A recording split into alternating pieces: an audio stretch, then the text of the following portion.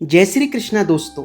वैशाख महीना हिंदू धर्म में सबसे पवित्र महीनों में से एक माना जाता है। कहा जाता है इस महीने में स्नान, दान और पूजा करने से कई जन्मों के पाप कट जाते हैं। केवल यही ऐसा महीना है जिसमें हमें बांके बिहारी के चरण दर्शन होते हैं। इस महीने में गंगा स्नान का बड़ा महत्व बताया गया है और इसी महीने में मोहिनी एकादशी भी आती है।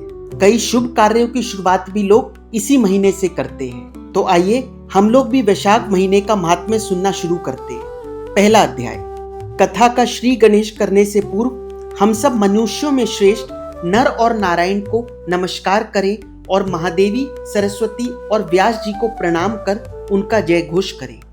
श्रेष्ठ पुरुषों की जय, नारायण भगवान की जय, वाग देवी सरस्वती माता की जय, व्यास महाराज की जय। प्रातः स्मरणीय चिरंजीवी पुराण रचयिता व्यास जी के एक परम शिष्य थे लोमहर्षण।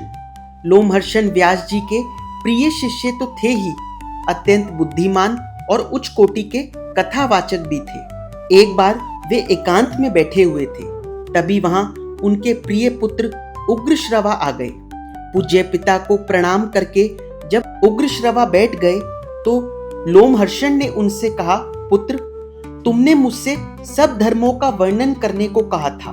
उसके अनुसार जो कुछ भी मैंने अपने गुरुदेव श्री व्यास जी से पढ़ा सीखा था, सब संक्षेप में तुम्हें बता दिया। अब तुम सूत यानी कथावाचक के पद से सुशोभित हो गए हो। अब मैं तुम्हें परामर्श देता हूँ कि तुमने मुझसे जो संक्षेप में धर्म चर्चा सुनी है, उसका विस्तार पूर्वक वर्णन करते हुए धर्म प्रचार करो। लोमहर्षण ने आगे कहा, इसके लिए नैमिषारण्य सर्वोत्तम स्थान है।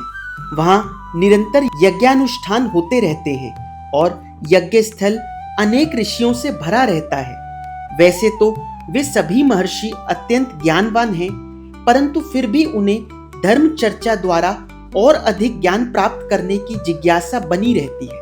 अतः तुम वहां जाओ और उन ऋषियों के बीच जाकर पौराणिक कथाएं सुनाकर धर्म प्रचार करो और उनकी धर्म संबंधी शंकाओं का निवारण करो। पिता के परामर्श को सुनकर सूत जी ने उसे स्वीकार किया और पिता के निर्देश के अनुसार नैमिषारण्य में उन मुनीश्वरों के पास पहुंच गए। उनके आगमन से यज्ञ में भाग ले रहे सभी महर्षि अत्यंत प्रसन्न हुए और सबने एकत्रित होकर शौनक ऋषि के नेतृत्व में सूत जी का यथा योग्य श्रद्धा सहित आदर सत्कार किया। आदर सत्कार का कार्य पूरा हो जाने पर उन्होंने सूत जी को आसन पर बिठाकर हाथ जोड़कर कहा, सूत जी, आप देवताओं के समान तेजस्वी हैं, हमारे पूज्य अतिथि हैं। कृपया यह बताने का कष्ट कीजिए कि आपका शुभागमन किस देश से हुआ है और यहाँ पधारने का क्या कारण है। सूत जी ने उत्तर दिया, महर्षियों, मेरे पूज्य पिता लोमहर्षण जी व्यास जी के प्रिय शिष्य हैं। उन्होंने परामर्श के रूप में मुझे आज्ञा दी है, तुम नैमिषारण्य में जाकर मुनियों के साथ रहो और जो कुछ भी वे पूछें उन्हें बताओ। यही मेरे यहाँ आने का कारण है। आप सभी मेरे लिए पूज्य और आदरणीय हैं। बताइए, आप क्या सुनना चाहते हैं? पुराण, इतिहास या तरह तरह के धर्म संबंधी आख्यान, जो कुछ भी आप सुनना चाहेंगे वही मैं सुनाऊंगा। सूत जी के ऐसे विनम्र और मीठे वाक्यों को सुनकर वे महर्षि लोग बहुत ही प्रसन्न हुए। उनके मन में पुराणों की कथाएं सुनने की इच्छा पैदा हुई। नैमिषारण्य में जो यज्ञ चल रहा था उसमें यजमान थे शौनक ऋषि। उन्हें सभी शास्त्रों का पूरा पूरा ज्ञान था, बहुत बुद्धिमान थे। उन्होंने सभी महर्षियों की ओर से अत्यंत श्रद्धा के साथ सूत जी से निवेदन किया, महाबुद्धिमान सूत जी, आपने और आपके पिताश्री ने इतिहास और पुराणों का ज्ञान प्राप्त करने के लिए उन व्यास जी महाराज की भली भांति आराधना की है, जो ब्रह्म का ज्ञान जानने वालों में सबसे अधिक श्रेष्ठ है। उनकी पुराणों के बारे में जो जानकारी है, अपनी श्रेष्ठ बुद्धि के द्वारा उसका अच्छी प्रकार पूरा लाभ उठाया है। और यहाँ जो श्रेष्ठ श्रोता मुनिजन उपस्थित हैं, सबका मन पुराणों में लग रहा है। ये पुराण सुनना चाहते हैं, अतः आप इन्हें पुराण सुनाने की कृपा करें।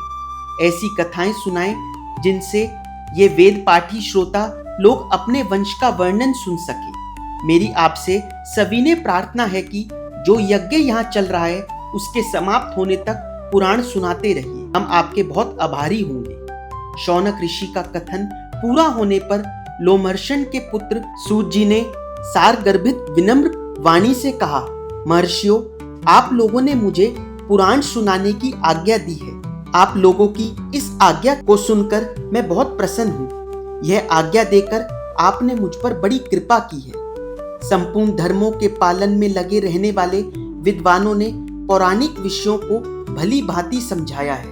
उसे सुनकर मैं जितना जान सका हूँ वह सब उसी रूप में आपको सुनाऊंगा। संतों के मत के अनुसार सूत कार्य में लगे लोगों का आदि काल से यही धर्म रहा है कि वे देवताओं, ऋषियों और धार्मिक राजाओं की पुण्य कथाओं को याद रखें और यथावत सुनाकर मानव समाज का कल्याण करें। पहला अध्याय समाप्त हुआ। बोलिए भक्त और भगवान की जय। अगर आप लोगों को वीडियो अच्छी लगी हो तो वीडियो को लाइक और चैनल को सब्सक्राइब कर जरूर जाइएगा। कमेंट सेक्शन में विष्णु भगवान का जयकारा लगा कर जाइएगा। जय श्री कृष्ण।